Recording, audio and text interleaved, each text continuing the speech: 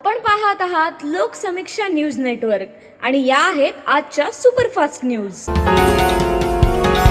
या बातमीपत्राचे प्रायोजक आहेत नंदिनी कलेक्शन, फक्त महिलांचे परिपूर्ण दालन, माऊली निवास, कल्याण मंडपमच्या बाजूस, यशोधन नगर, परभणी। नमस्कार, मी प्रभू दिपके लोकसमीक्षा न्यूज नेटवर्क मध्ये आपलं स्वागत करतो। आपण पाहत आहात परभणीचं एकमेव बातमीपत्र Loksamiksha superfast. Red Apple exclusive MIDC परिसर, परभणी। विधानसभा निवडणुकीच्या प्रचाराला आता सुरुवात झाली असून पूर्णा इथं आज शिवसेनेच्या पदाधिकाऱ्यांनी आमदार डॉ. रत्नाकर काका गुट्टे मित्रमंडळात जाहीर प्रवेश केलाय। यावेळी गंगाखेड विधानसभा मतदारसंघातील जनता हेच माझं कुटुंब आहे, त्यामुळं मतदारसंघ आणि तुमच्या विकासासाठी मी अहोरात्र झटतोय। आपला मतदारसंघ हा राज्यातील प्रगत, सुंदर व देखणा मतदारसंघ करण्यासाठी आपण परिश्रम घेत आहोत। या कामी आपल्याला पाठिंबा आणि भरभक्कम साथ द्यावी असं भावनिक आवाहन आमदार डॉ. रत्नाकर गुट्टे यांनी उपस्थितांना केलं। यावेळी नितीन उर्फ बंटी कदम यांचा असंख्य कार्यकर्त्यांसह आमदार डॉ. रत्नाकर गुट्टे काका मित्रमंडळात जाहीर प्रवेश झाला। महायुती सरकारनं सर्व समाज घटकांसाठी वेगवेगळे निर्णय घेऊन उल्लेखनीय कामगिरी केली आहे।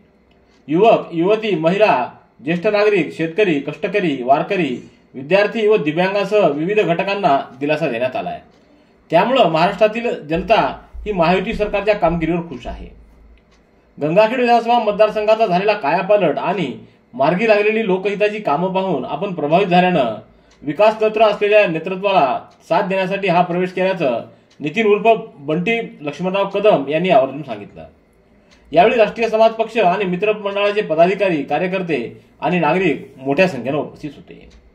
तर आगामी निवडणुकीमध्ये आमदार रत्नाकर गुट्टे यांना पुन्हा एकदा प्रचंड बहुमताने निवडून देण्याचा निर्धार यावेळी उपस्थितांनी बोलून दाखवला।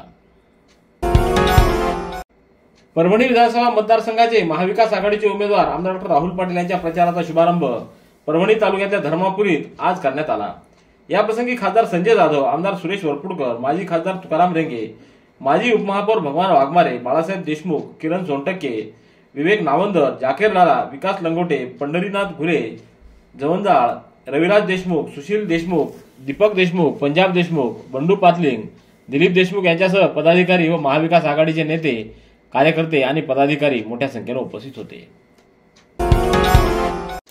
विधानसभा निवडणुकीच्या पार्श्वभूमीवर उत्पादन शुल्क विभागाच्या वतीनं 4 पथकांच्या द्वारे परभणी जिल्ह्यातल्या विशेषतः पाथरी शहरामधील पारदीवाडा, इंदिरानगर, पाटील गल्ली, लहुजी नगर, मानवत तालुक्यातल्या रामपुरी इथं हदभट्टी निर्मिती व विक्री केंद्रावर अवैध दारू वाहतुकीबाबत 21 गुन्हे उघडकीस आणण्यात आले आहेत।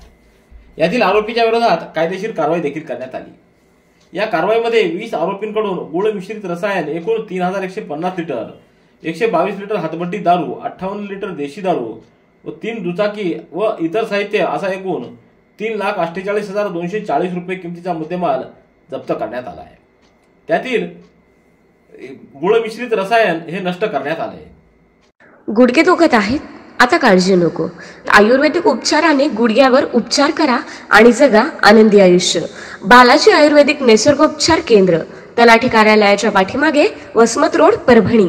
संपर्क डॉ. गोविंद कामटे, मोबाईल क्रमांक 9923300914।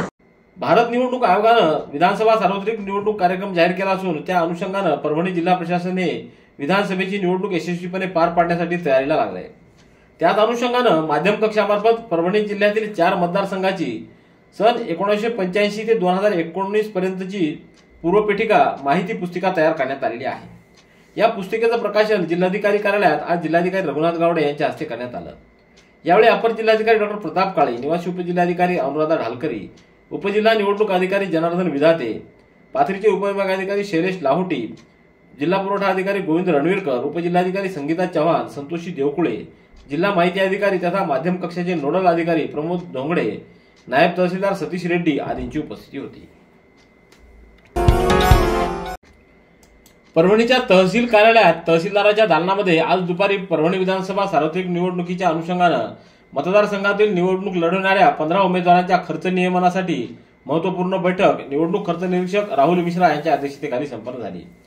या बैठकीसाठी उमेदवार आणि त्यांचे प्रतिनिधी उपस्थित होते। विशेष म्हणजे या निवडणुकीत उमेदवारांच्या खर्च मर्यादेमध्ये 12 लाख रुपयांची वाढ करण्यात आली आहे। गेल्या विधानसभा निवडणुकीत ही मर्यादा 28 लक्ष होती, ती वाढवून आता 40 लक्ष रुपये करण्यात आलेली आहे. यावेळी परभणीचे निवडणूक निर्णय अधिकारी तथा उपविभागीय अधिकारी दत्तू शेवाळे, सहाय्यक निवडणूक निर्णय अधिकारी तथा तहसीलदार डॉक्टर संदीप राजापुरे, जिल्हा कोषागार अधिकारी निळकंठ पाचंगे, खर्च पथकाचे सर्व अधिकारी, कर्मचारी व इतर सर्व संबंधित अधिकारी उपस्थित होते. विधानसभा निवडणुकीच्या प्रचाराच्या अनुषंगानं उमेदवारांना विविध प्रकारच्या परवानग्या घ्याव्या लागणार असून त्यासाठी परभणी इथं तहसील कार्यालयात एक खिडकी कक्षाची स्थापना करण्यात आली असल्याची माहिती या कक्षाचे प्रमुख तथा नायब तहसीलदार विष्णू पकवाने यांनी दिली आहे. विधानसभा सार्वत्रिक निवडणुकीमध्ये उमेदवारांना निवडणूक आयोगाच्या मार्गदर्शक सूचनानुसार विविध प्रकारच्या परवानग्या घ्याव्या लागतात. यामध्ये हेलिकॉप्टरची परवानगी जिल्हाधिकारी रघुनाथ गावडे यांच्या मार्फत दिली जाते, तर उर्वरित सर्व परवानग्या निवडणूक निर्णय अधिकारी व संबंधित विभागाकडून दिल्या जातात. अशा सर्व परवानग्या घेणं बंधनकारक असून त्यासाठी परभणी विधानसभा मतदारसंघाचे निवडणूक निर्णय अधिकारी दत्तू शेवाळे यांच्या मार्गदर्शनाखाली व सहाय्यक निवडणूक निर्णय अधिकारी डॉक्टर संदीप राजापुरे यांच्या सहकार्यानं तहसील कार्यालयात एक खिडकी कक्षाची स्थापना करण्यात आली.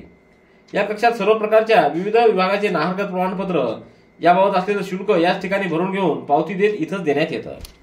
एका जागेवर सर्व सुविधा उमेदवारांना देण्यात येत असल्यानं विनाविलंब परवानग्या देण्यात येत आहेत.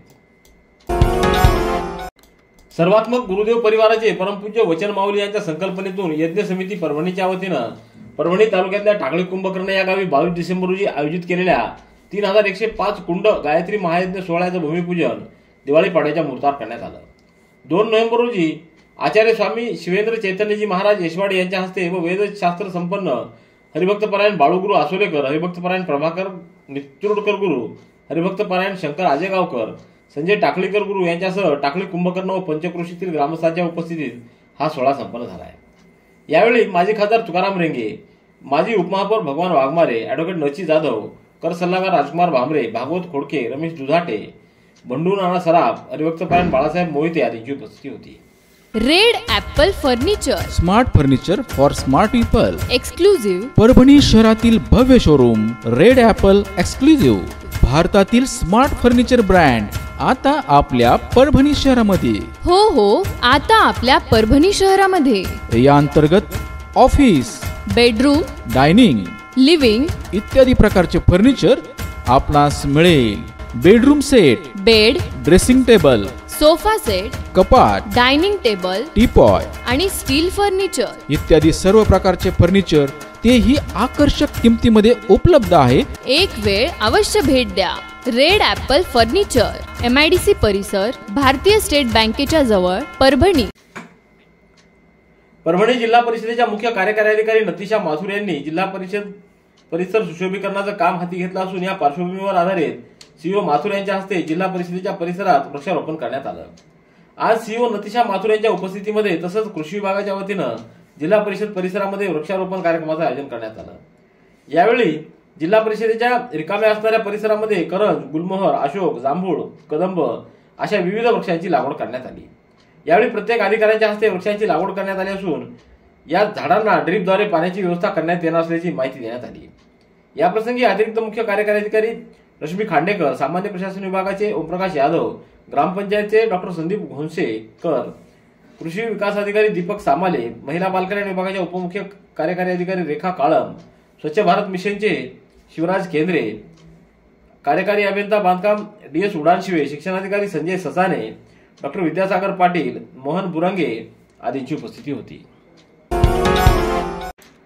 लोकसभेचे विरोधी पक्षनेते खासदार राहुल गांधी व अखिल भारतीय राष्ट्रीय काँग्रेसचे अध्यक्ष खासदार मल्लिकार्जुन खरगे यांची उद्या 6 नोव्हेंबर रोजी मुंबई इथल्या BKC मैदानावर इंडिया महाविकास आघाडीची ऐतिहासिक सभा संपन्न होणार आहे.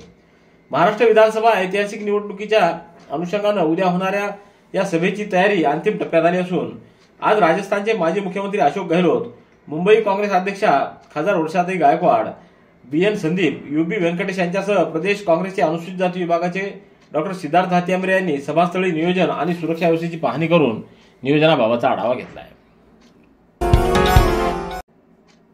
व्यापाऱ्याजवळून सर्किट ढेप खरेदी केल्यानंतर या मालाचे 9,22,940 रुपये न देता जिंतूर येथील व्यापाऱ्याची फसवणूक केली.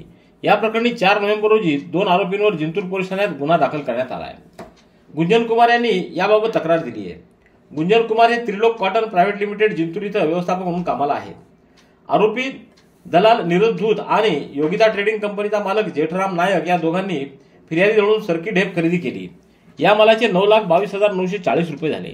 आरोपींनी फिर्यादीला बँक खात्यात पैसे टाकले जाते असं सांगितलं, मात्र वारंवार पैशाची मागणी करूनही रक्कम पाठवण्यात आली नाही।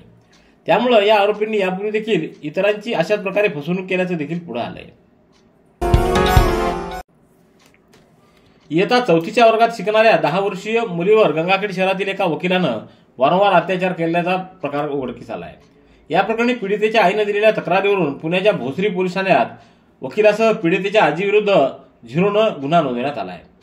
हा गुन्हा गंगाखेड पोलीस ठाण्यात वर्ग करण्यात आला असून तपास सुरू करण्यात आलाय। पीडितेचे आई वडील हे पुण्यात राहत असल्यानं पीडिताही गंगाखेड इथं शिक्षणासाठी आजीकडे राहते।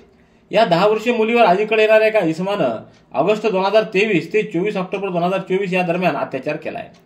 हा प्रकार घडताना पीडितेच्या आजीनं आरोपीला सहाय्य केलं। घडला प्रकार कोणाला सांगितलं तर शेतात पुरून टाकेल अशी धमकी पीडितेला देण्यात आली। पीडित मुलगी दिवाळीच्या सुट्टीत आई वडिलांकडे पुणे इथं गेल्यावर तिनं घडला प्रकार आईला सांगितला।